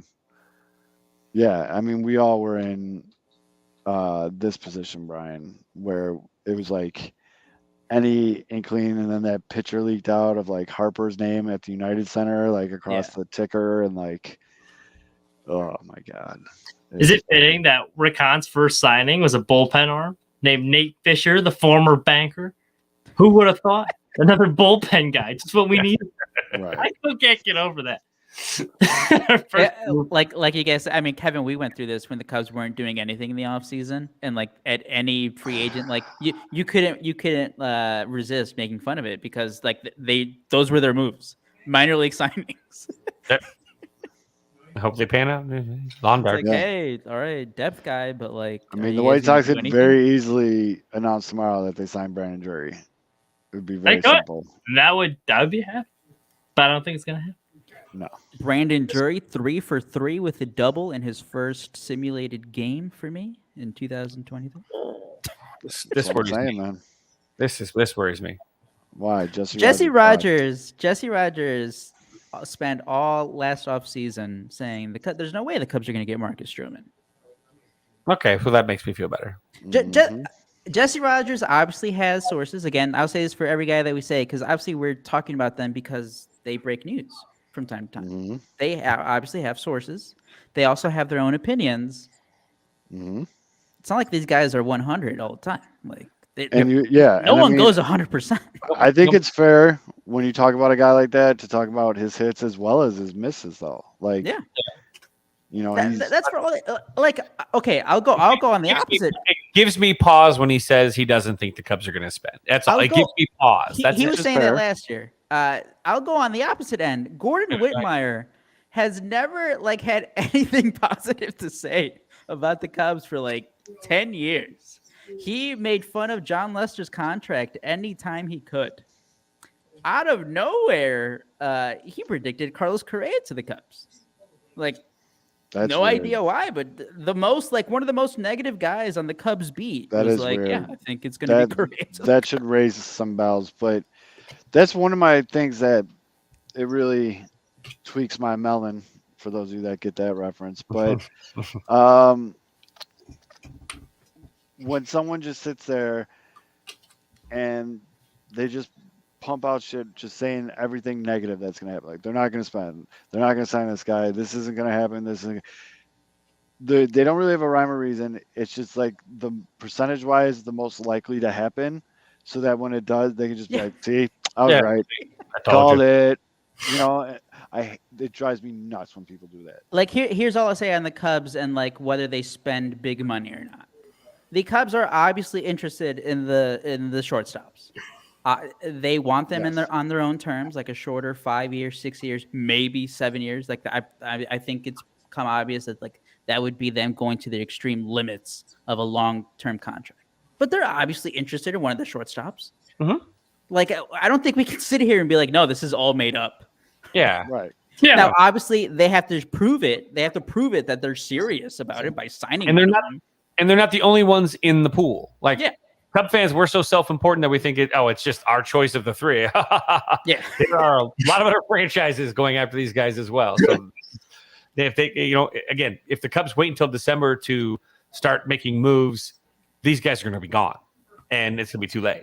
So that's why I think Jed needs to act faster too. But I mean, there are a lot of other teams that are going after all these guys too. It's not just such a foregone conclusion that, these are optimal situations, but it could seriously shake out, Twins, Dodgers, Braves, Houston, wherever, hell, Colorado, whatever.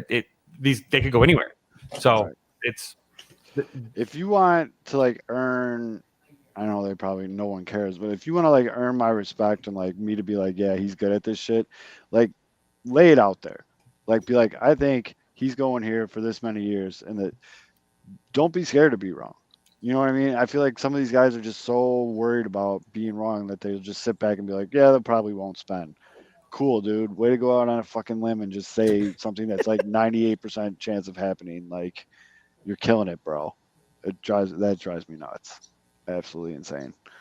I do have to say the one thing I am worried about is I thought Senga to the Cubs would be a guarantee.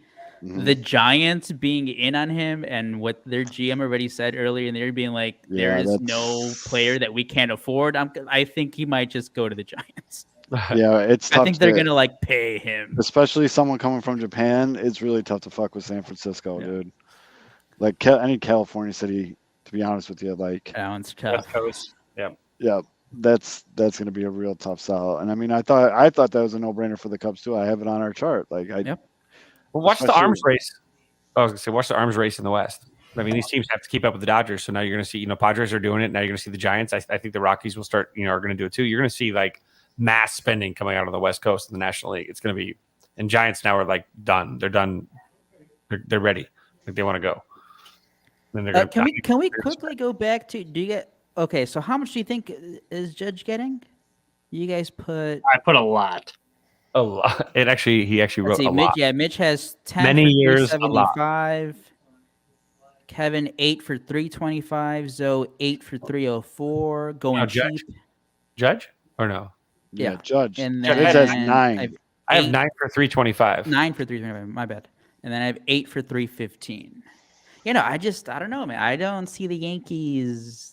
At least I think the Yankees are going to be like at least a very, very competitive offer. Like there's no way they get blown out of the water. If it's even between like a Dodgers or Giants and the Yankees, I think he's still hightailing out of New York just because of.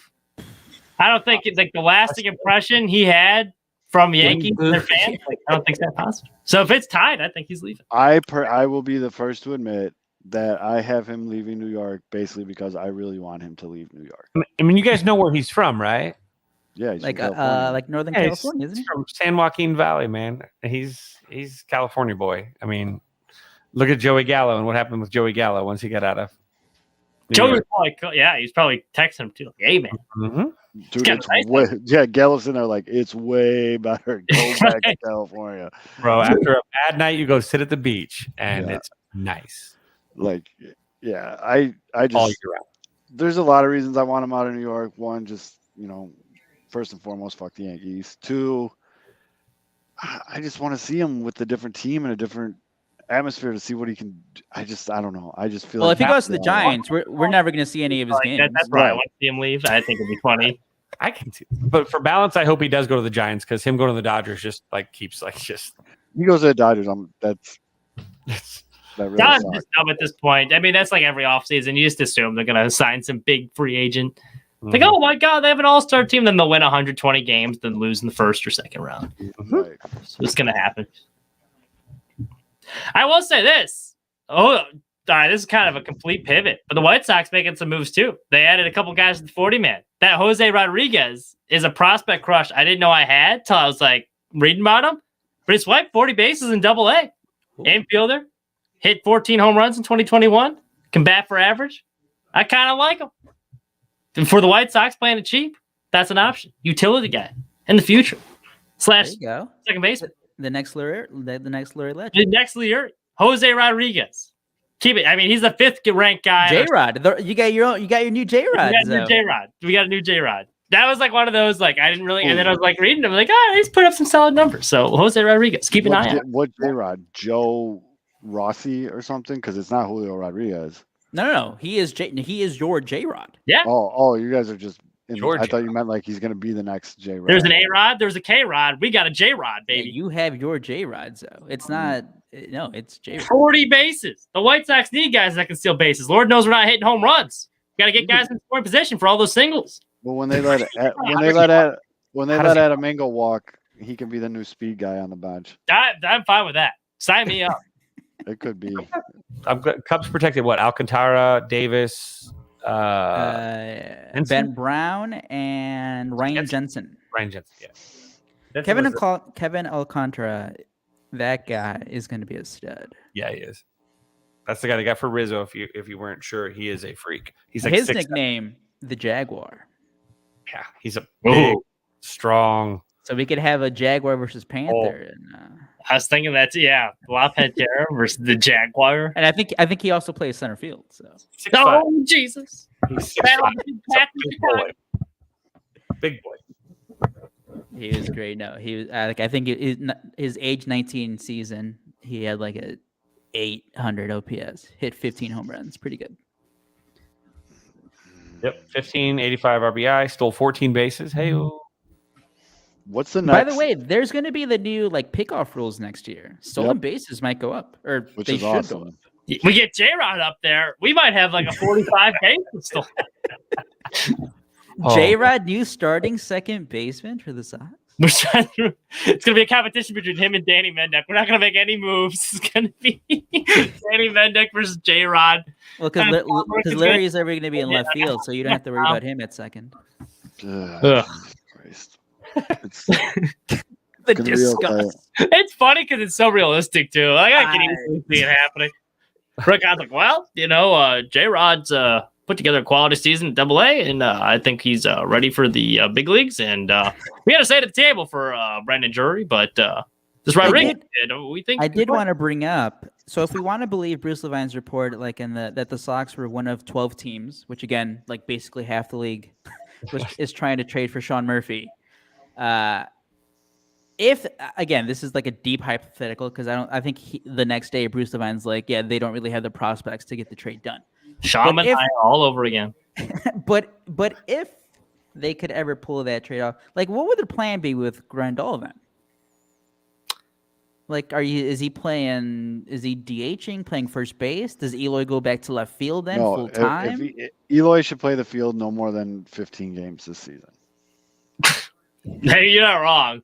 You're not. I've been saying he's gonna play more than 15, I would imagine, but you're not. And he actually kind of did himself a disservice because he showed he's a capable hitter that can play like DH. That was a big concern. He wouldn't be engaged. Someone needs to sit him down and just say like, if you let Eloy play the outfield, then you're literally letting Abreu go for the wrong reasons. I thought the whole point was that he's not gonna. Yeah, and Eloy showed the last half of the season because as soon as LaRussa was gone, like they basically relegated Eloy to strictly DH, and he showed he can still put up good numbers while DHing. So, I mean, you're not going to have him in left field. Grandal, I think, would be a first base type guy, like occasionally giving Vaughn a day off, then like your second catcher if you got a Sean Murphy. Sure. And that would also show that the White Sox they're not messing around this year either. Like, hey, by the way, this money, but he's going to be your backup catcher now.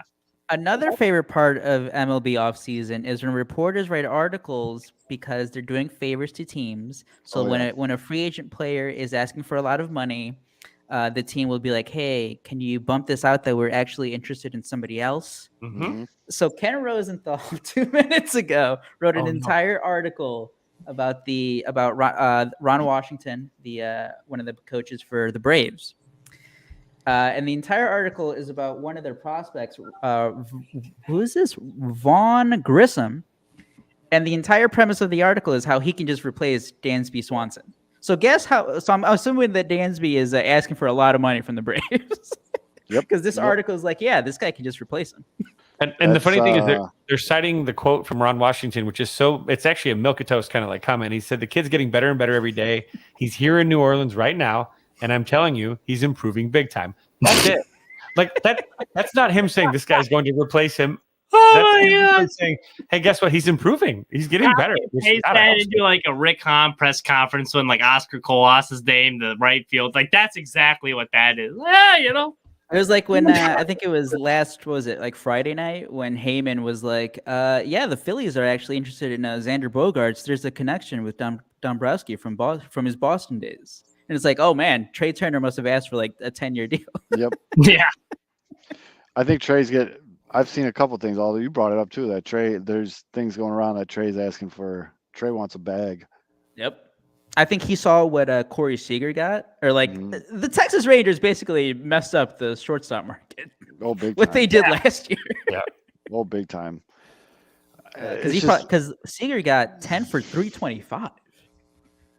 So he's probably being like, yeah, I want 10 for $300. Half. What I was going to say about Eloy, someone 60-40. Someone in Eloy's camp needs to like sit down with him and just be as sincere and whatever as possible and say, the best chance for you to have a long, very profitable career in Major League Baseball is if you just become the best DH you can possibly be. Beat David Ortiz, yeah. Yes. Be That's Frank fine. Thomas. Be David Ortiz. Be Edgar Martinez. Just be Yes. a great right-handed hitter. Just literally forget about fielding. Like work on fielding like once a week for like an hour because you're bored. But the rest of the time you're just focused Shaq. on learning on how to hit, dude. Be Just like, hey Shaq- man, Shaq like during when batting you're voted practice. to the Have fun. All-Star team, Yeah. Play when you're voted 500. to the All-Star team, maybe you'll play like an inning. Like, Yeah, maybe they'll randomly throw you out there. There's no problem. DH is universal now. It's not as big of a deal as it used to be. Just be the best fucking hitter you can possibly be. Yeah, there's And, no shame in it. yeah. Play 500 during BP. That's fine. 500. I is wanted to hear your fun. thoughts on this head-to-head matchup. Talking about like the free agent market, it's not that great for center fielders, especially. Both teams, Sox and Cubs, are obviously looking for another outfielder. hmm We've talked about one guy a lot, Cody Bellinger. They're still, I think the last I saw was the Dodgers are still undecided if they're going to non-tender him or not. I think they're trying to work out a trade. I think that's what that basically what Yeah, that I meant. think so too. That they're trying to work out a trade, but if not, they're going to non-tender him. hmm So if he becomes a free agent, and then there's Kevin Kiermaier, older, coming back from hip surgery, that's scary. Not big on a guy who's coming off a hip surgery who's But known for he's his going to be a speed and lot defense. cheaper, and our teams love being cheap. No, That's trade Liam free. Hendricks to the Dodgers and get yourself That's a Cody massive Bellinger overpay, man. and one That's of a their, massive. If you're going to get the starting pitcher, okay. Well, that's what, let me fucking finish for Christ's sakes. Trade I wanna Liam shoot Hendricks it to the down. Dodgers for Cody Bellinger and one of their multiple farm arms that they have because the Dodgers are loaded in that aspect of it. Would they do that trade though? I don't think so. I don't think they would I do don't that think so. trade. I mean, we definitely just I would burned do it in a heartbeat. If I'm the general manager of the Dodgers, I would be like, hell no. we definitely just burned them with. Well, he played a good second half of the year ish. I think they could just be like, fuck it. Kenley, we love you, baby. Come back. He'd probably be cheaper. Hold on, does this still work? Okay, just making sure. Yeah. The other one. Like Cody, Yeah. I think Cody Bellinger, if he does become a free agent, I think he signs for like no more than $10 million. No, he's Like, gonna be, that's that's like why with, it works out like, so perfectly for the White Sox Or the Cubs. or the Cubs. I think he'd be fine on either team actually. So Kevin Kiermaier out. Don't even want not I've never been. fair. I'm good on that. He's a terrible hitter. Terrible hitter. He's known for his speed and defense, and he's Terrible hitter. He's been a better hitter than Cody Bellinger the last 3 years. True. Oh. Cody Bellinger, though, at least you know it's like there somewhere.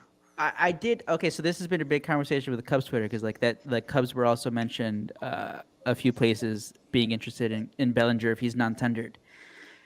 And then I didn't really think about this aspect. How arrogant of a team to think that they could fix Cody Bellinger when, like, arguably one of the top 2 organizations in all of baseball couldn't do it. Yeah. Good question. He showed up in some big moments though. So like that would be worth taking a fly on. Oh, I agree with you, Mitch. Hey, He's like, only defense 27. moment, he does show up, and he's his still defense is young, just fantastic. Southfield. So I mean, I'd take a flyer on him. He's only 27. He's like younger than like half the Cubs roster right now. He's younger than who's on the Sox? Who's a little old on the Sox? He's younger than Tim Anderson. He's probably like the same age as who knows. Never He mind. play first I mean, base, the Cubs have a fielder guys, but like he's still only 27. 2019 MVP. He He's still a hits for good power. He can hit for power. He has a fucking good arm out there. I don't think people realize how good he was defensively. He can be. Yeah. He's an instant upgrade and all that. He's a left-handed power bat that the Sox need. All they got to find, I don't know. Have they announced it official that Homeboy's the hitting coach? I have not seen. I haven't seen any staff announcements yet for the White Sox. Is it but true that no one wants to work for the Sox? That, That came from a fan account, though. It was a fan. oh, It was a That was from a and then fan, I saw will say. But the only reason why I actually like paid attention to it was, you know how sometimes I think it was one of these social medias, like it pops up sometimes like you might like. Yeah. It was some sports blog that I've never heard of, but you know, who am I give all sports blogs like a chance or whatever. And I was like, okay.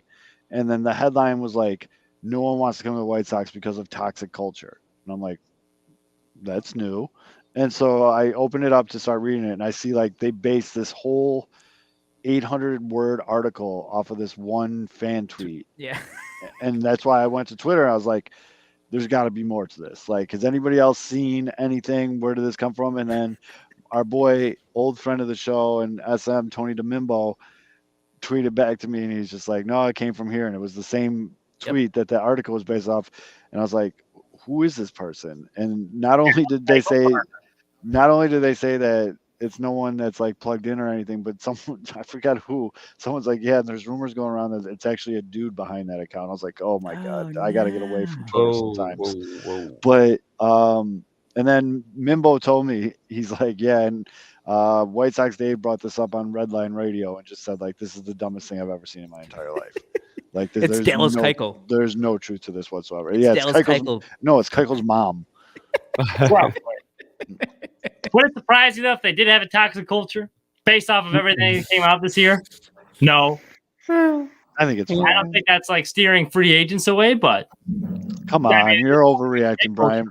Brian, what happens when they sign Cody? They get Cody Bellinger and he returns to his MVP form because the new hitting coach for the White Sox finds one little tweak, like he moves his elbow like 2 inches or something like that. And all of a sudden, 2 quarters in his left back pocket. And all of a sudden he's back to MVP. Or they give him 2 quarters of that new Chicago, and he fucking goes. Hey, Mike, gets to that Mike Kosar, he turned around Salvador Perez and Jorge Soler. They turned into studs. Like he was working with them with Pedro Grifol, and the next year they both hit 40+ bombs. So anything's possible. I think it was Uncle Jeff, Cubs fan on Twitter. He did a hilarious tweet the other day with all the Bellinger talk, and he screenshotted Bellinger's 2019 numbers, and then he screenshotted when MLB stopped testing players for weed. Guess when that was? After 2019, the last. All right, let's say this. Like, let's say the Sox do like get them, and they put it in like kind of like that Kyler Murray thing, where they're like, "Yo, bro, you like can only play this much video games." Like maybe they get Cody Bellinger out of Cali, which we all know Cali and the trees go. You can only get blazed one time a week, Cody. I mean, it's not like it's. I mean, it's legal here in Chicago, everything, but like maybe they're just like, bro, like we're gonna put you on like a smoking plan. Like you can, like you have to stick to this plan, and like maybe like My Sox Summer is his edible connect or some shit like that. Like you just like keep the dosages, like you know what I'm trying to get to here. Like maybe they just like work something. Yeah, they have to give him on a week. I will say though. Like my last semester of school at Bradley, I went out to LA to do like an internship, whatever. And I went to a couple Dodgers games, and like in between pitches, I'd love to like watch random outfielders. And Cody Bellinger like looked like he was high in the outfield. He would like take off his glove and be like spinning it around his hand in between pitches. There was like one point he had like his hand in front of his face, and he's like covering his eye, like looking into the lights. Like that. I was like, dude, this guy's got to be high. And then you see his like photo on the jumbotron. It's like, there's no way he's not stoned right now. I'll be right back. Like these are his numbers from 2020 to 2022. And obviously 2020 was screwed up, the whole short year. But he is a lot worse than I thought. He slashed the last 3 seasons. 203 batting average, 272 on base, 376 slug, OPS of 648, and OPS plus of 74. Yeah, ever since I drafted him first overall in our Pinwheels and Ivy draft, it's been downhill from him. That was it. He's not bad. Hey, this was a lot of lineup protection too. Yes. Like he is buried. He's not anywhere where he's going to be getting more lineup protection. So that kind of yeah. That being said, I'd still take a chance. Not for Liam Hendricks though. Yeah, no. If it's a cheap deal, like I would take him over Grisham, but he's not at the top of my wish list. But like you're taking a flyer on him and you get some other support, hey, why not? Are there any names you're thinking, Mitch? Like, obviously, I think the big name everyone wants is makes a lot of sense for me. Like, who? Drury. Oh, Drury, okay. Yeah, at second. But there's no, like, if I'm being honest, like, there's no names out there that I'm like, yeah, this guy, like, we're going to get this guy.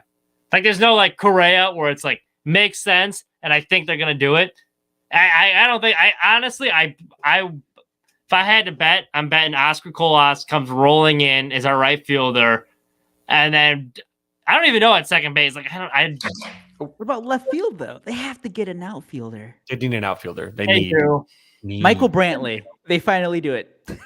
Milton They Bradley. finally. The White Sox move too.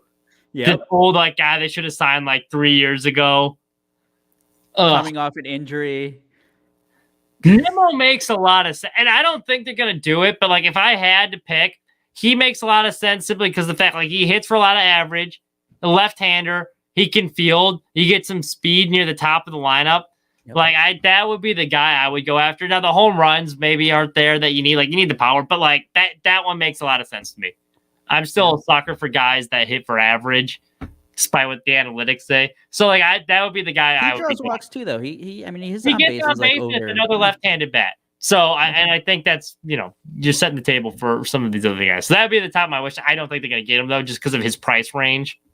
Yeah. Kevin, or about Kevin for the Cubs. So Bellinger versus Kiermaier. Is it a clear Bellinger's the guy out of those two?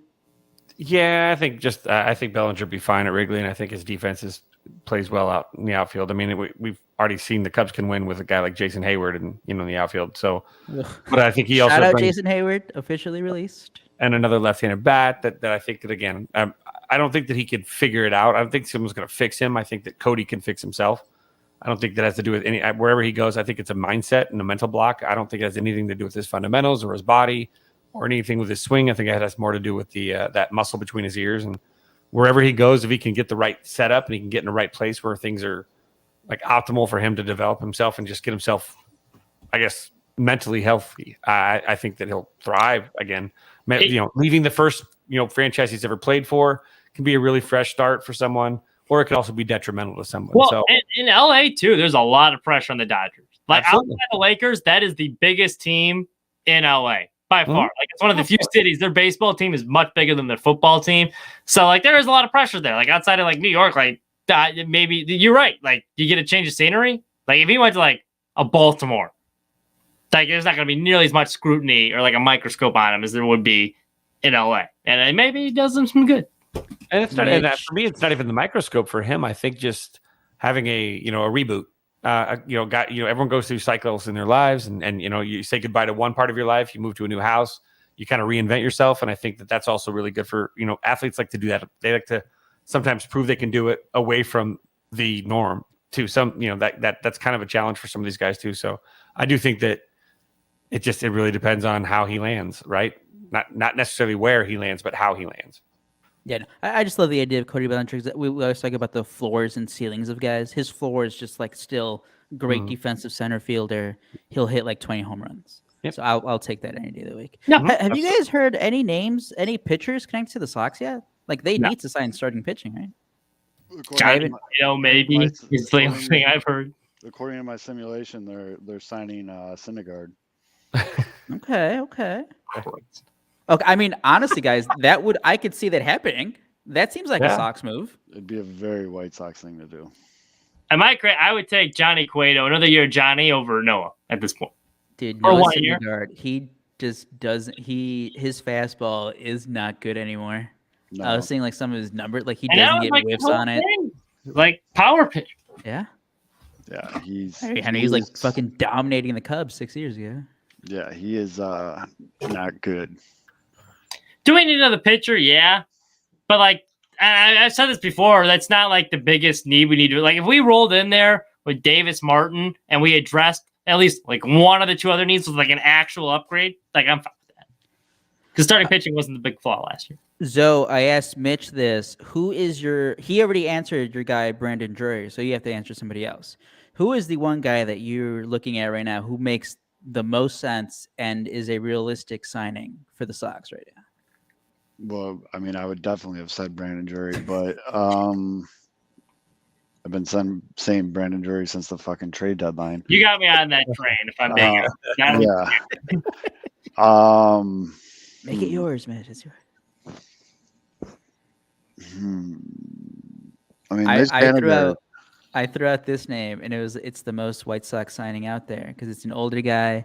that you've been linked to before, and you finally get him when it's probably too late? Michael Brantley. Yeah, I was gonna say Michael Brantley. As soon as you started that sentence, I knew who you were talking about. Yeah, I mean, he's basically held together with glue and rubber bands at this point. So Good yeah. hitter though. Was he? Yes. Are you kidding me? No, I know in the past, but like last year. I think before. Well, I don't know. Actually, I don't know. So. And also, no, I mean, I'm good. I don't want this to happen because one, I didn't even know that this was possible. When you look him up in Baseball Savant, he comes up as a DH. He doesn't even have a fielding position. We don't need that. His sprint speed is in the 10th percentile in baseball. Like, we don't need another slow guy that can't play the field. The White Sox do not need that. I mean, Nimmo and Conforto. Conforto. I think that might be the guy. Those two make sense. If I can't say Brandon Drury, it'd probably be one of those two. Conforto on a 1-year prove-it deal? That could do it. He does have a lot to prove too. I have my reservations about the White Sox going after Michael Conforto, but if you think about it too, you know, hungry dogs run faster, and he's got a lot to prove to the baseball world. So before he got hurt in 2022, 64 games. Brantley did have a 785 OPS, 288, 370. I'm very 5 home runs. You cannot sell me on Michael Brantley. So this is just a lost cause. Be second on the White Sox. They don't need a 36-year-old who can't run, who can't play the field. No, I was telling Mitch this was like the perfect signing 3 years ago when you should have signed him. Which in turn makes it a very White Sox signing. Well, Michael Brantley, former Silver Slugger, and I think it's going to add a lot to the clubhouse. You know, he killed us when he was in Cleveland. We loved, we hated playing against him, and we figured we had an opportunity to go out and get a guy, and yeah. You guys really didn't get it at the recon. Yeah, but really, it's improving. But Conforto, I guess, yeah. Final answer. If I can't say Brandon Drury, it would be Conforto. Are you guys surprised? Well, no, I guess we're not surprised that there has been more action. No, not this early. I feel like Conforto. So much action. I feel like Conforto might be signings this week. One of the first guys, one of the first outfielders off the board, though, just because he's been on the shelf for so long. And I feel like it would behoove him to get on a team as soon as possible to get into their facility, get going. You know what I mean? Like, yeah. He's not doing himself at this point. He's not doing himself any favors by. That being said, I think you mentioned it last week. Like, do you think he has to do like a showcase though, doesn't he? Because I would imagine there's got to be something like that. I haven't heard anything about that though. No, and I would say it could have already happened, but these days and age, nothing happens that doesn't get out. Yeah, I mean, he didn't exactly play this awesomely, but I mean, he's what, 29 years old. He had a pretty good 2021. The one thing that I didn't know about him that made me like him more is he does walk a lot. He does. Or he did. This is why he was Laz's guy. He gets on base. Yeah. So I mean, I know a lot of Sox Twitter liked him. Nice lefty bat, pretty good hitter, pretty good fielder. I mean, he would be an immediate upgrade. Steve, Nebraska. I immediately thought of the tortilla face. But yeah, so we're coming up to almost the 2-hour mark, which you all know what that means. He's been teasing it. He's been sitting on it. Teasing it. Touching it.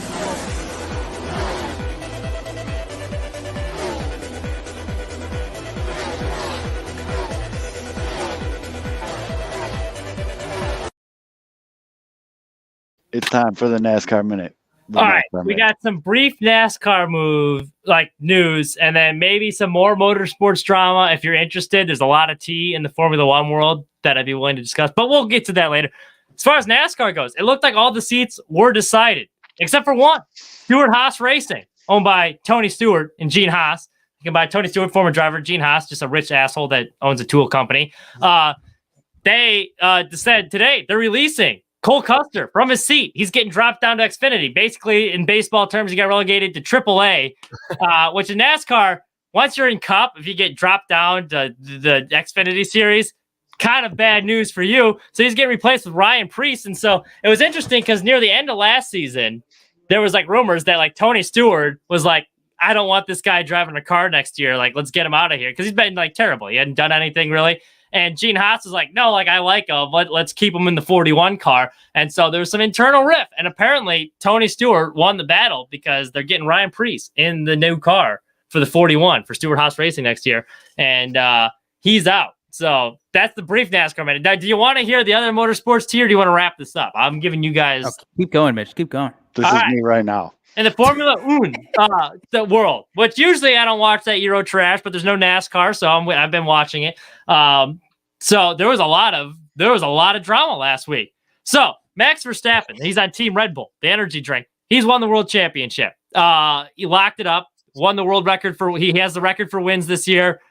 Like second world champ, like he's got everything locked up. So his teammate, Checo Perez, who arguably wouldn't have won, like Max wouldn't have won the title last year if it wasn't for Checo. Checo held up Lewis Hamilton in the championship race, was like blocking him. So like Verstappen could catch up. He was stealing points from him. He's been a good teammate, which in motorsports, like you always want to beat your teammate because you're in the same equipment. So it's like your biggest competition during contract time.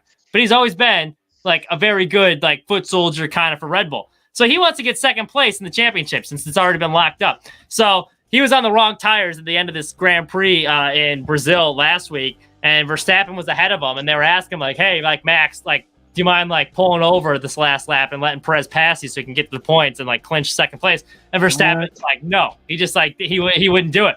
And they're like, all right, like, come on, Max. Like, he's helped you before. And it should be noted, too, that Perez has done this for Max before, where he's been in the lead and they've let Max pass because Formula One, they don't actually race. It's all like politics and like they'll let your teammate pass. It's a stupid sport. But anyway, Max is like, no, like, fuck him. Like, I have my reasons basically over the radio. And Checo is like, wow, like it shows the type of guy he is. But like they're all over the air rays with all this drama. And so now everyone's like, wow, Max Verstappen's like kind of a douchebag. He's not helping out his teammate that's helped him when he has nothing to gain because it's for like eighth place.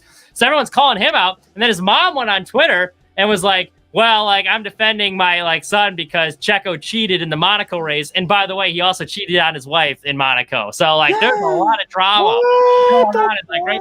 So, like, for the Monaco race, now I don't know about, like, the cheating allegations with his wife, but, like, check, because, like, for street courses in Formula One, it's hard to pass. So, if you win the pole position in qualifying, it's, like, a 90% chance you're going to win the race. So, Checo had the fastest lap, and then he crashed his car on purpose to, like, run down the time in qualifying so no one else could get a faster lap. So, everyone was saying he did it on purpose, including Verstappen, who was, like, ticked off at the time because he's like, well, like, I wanted to win pole there. So, he accused him of cheating. And so, like, that was his reason for not letting Checo pass, even though Checo's helped him in the past. And then his mom was airing his dirty laundry because apparently Checo was cheating on his wife after he won the race and cheated for the Monaco Grand Prix. So, yeah, there's a lot of drama in the Formula One world going on right now. So, there you go. That's your nap. This Padres pitch is shitting bricks right now. Why? Because Danny fucking Fergus is up and back. Guy just ordered Shake Shack straight to the dugout.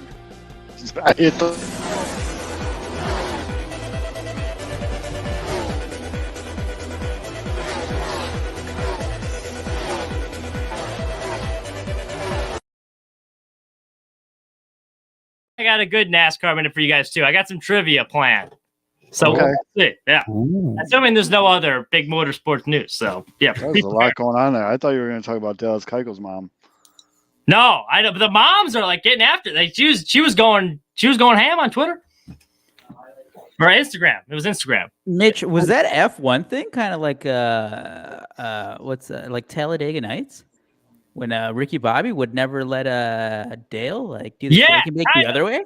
It was. And the difference was like he had nothing to race for. It wasn't even for a win. It was like for 8th place. And Checo's like helped him a ton. He's let him pass for a race win. He's stolen points by getting the fastest lap. And last year in the championship, like it was between Max Verstappen and Lewis Hamilton, and whoever won the last race because they were deadlocked in points, which usually never happens. So whoever won that last race was going to win the championship. And Checo stayed out, blocked Hamilton for like 3 laps and held him up just so Verstappen could catch up to him. He's been like a great teammate. And Verstappen didn't return the favor when he was asked once to do it. And so Checo, understandably so, is like really pissed off at him. And he's like, wow, like shows the type of person he is. And even all the Max fans, we're all pissed off at him. And so his mom's like, well, everyone's taking shots at my son. Then I'm just going to throw Checo under the bus for cheating on his wife, allegedly. It was hilarious hearing about that story because the only interviews I've seen them, they're like just always together. Yeah. Obviously, they're on the same team, but like they seem like they're really good friends. And Verstappen even acknowledged in the race last year at Abu Dhabi that like Checo held him up. He's like, oh, like, yeah, like Sergio Perez. Like, that's his actual name, Sergio Perez. He's like, oh, he's a legend. They're like, oh, thanks, Sergio. Like, he knows he wouldn't have won that championship without him. So, it was interesting. But Max Verstappen's a douche. That's what I concluded out of it. Makes Josh Donaldson look like a good teammate. Whoa. Whoa. Oh, yeah.